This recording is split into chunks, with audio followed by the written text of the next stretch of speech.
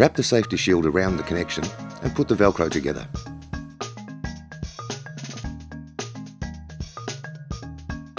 If the safety shield has a pH indication patch, ensure the patch is facing line of sight. Pull the draw cords tight so that the safety shield tightens around the connection.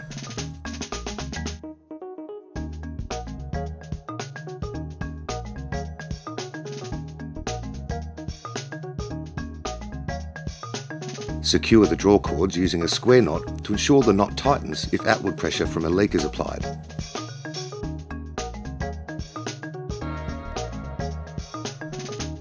Stow any extra cord inside the shield.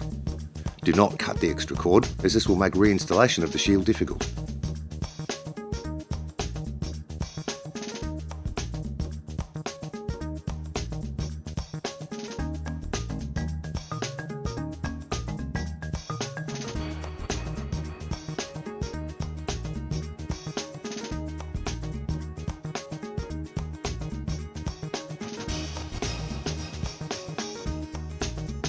For more information, contact your KDV technical sales representative.